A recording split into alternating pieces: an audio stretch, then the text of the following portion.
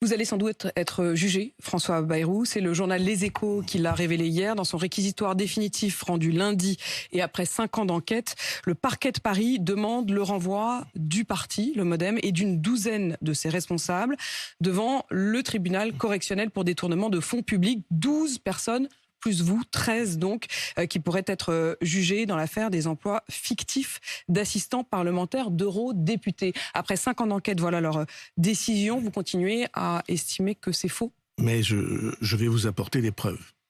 Comme vous le dites, ça fait 6 ans.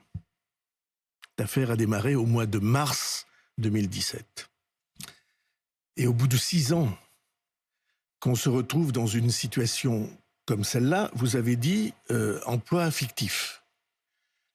Dans tous les documents fournis par les magistrats, il y a une phrase qui dit « il n'y a pas d'emploi fictif au MoDem ».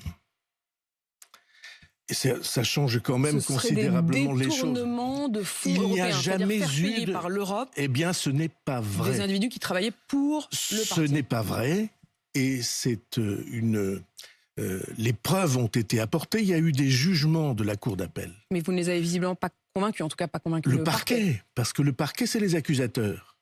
Mais il y a ensuite d'autres étapes, et notamment la décision du juge d'instruction.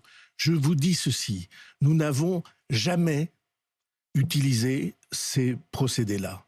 Chez nous, tous ceux qui étaient assistants parlementaires de députés européens avaient un contrat à temps partiel pour le député européen et à temps partiel pour le mouvement.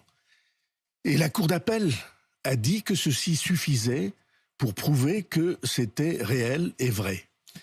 Et pour le reste, l'ensemble des preuves que nous apporterons montreront aussi que ceux qui nous ont accusés, et c'est dans le jugement de la Cour d'appel, c'était des adversaires politiques. Des gens qui avaient profité de ce mouvement et qui après s'étaient retournés contre lui, comme hélas ça arrive lorsque les gens sont médiocres. Et donc cette certitude-là... C'est une bataille politique, c'est une bataille y compris avec les juges. C'est une bataille politique... je vous dis simplement un petit mot. Regardez les partis politiques qui sont mis en cause. Le Parti communiste français, les Insoumis, le Front National. Quelle est la caractéristique de ces 4 mouvements? Ce sont tous des mouvements minoritaires. Et quand vous êtes minoritaire, comment défendre vos positions si vous n'avez pas de parti politique? Mais qui aurait intérêt à cela? La vie politique, c'est une jungle. Et assez souvent, vos adversaires, les bêtes fauves qui vous agressent, se trouvent pas nécessairement dans le camp de vos ennemis.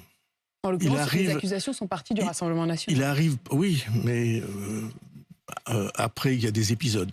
Donc, il arrive parfois que la jungle vous réserve de mauvaises surprises. Vous avez quelqu'un en particulier dans le viseur? Enfin, vous avez d'autres partis? Vous voyez bien que je manque d'expérience pour répondre à votre question. Mais François Bayrou, il parle quand même, le parquet, d'un préjudice pour le Parlement européen d'1,4 million d'euros. Tout ceci est faux, y compris dans leurs chiffres. Mais on le montrera, on ne va pas faire un débat judiciaire ici. Non, je veux pas employer ce genre d'argument, parce que... ça vous a quand même coûté le job de ministre de la Justice, précisément. Entre autres. Mais vous voyez, c'est pas ça la question principale. La question principale est que dans ce genre de piège, il y a des gens qui supportent, qui ont les épaules pour supporter, qui ont le cuir épais pour supporter, et d'autres qui n'ont pas cette solidité-là et qui tombent malades et parfois qui meurent. Vous évoquez Marielle de Sarnez. Et donc, il y a évidemment dans ces affaires-là une dimension d'agression humaine qui est difficile à porter. Ce n'est pas pour moi. Mais François Bayrou, ce que vous nous laissez entendre, c'est que Marielle de Sarnez en est morte. C'est pas ce que je laisse entendre. Je ne connais pas une seule personne qui la connaissait qui puisse dire le contraire. C'est comme ça, la vie. Vous savez, il y a des gens qui sont, de ce point de vue-là, du point de vue de l'honnêteté fragile, du point de vue de l'image fragile. C'est très grave ce que vous dites. Oui, je n'ai pas le sentiment de dire quelque chose de léger. Oui, nous avons vécu ça dans une équipe humaine où des liens sont extrêmement forts. François Bayrou. C'est extrêmement difficile à porter, oui, bien sûr. Vous niez en tout cas toutes ces accusations. François Bayrou, au commissaire au plan. la preuve de On tout l'a bien ça. compris.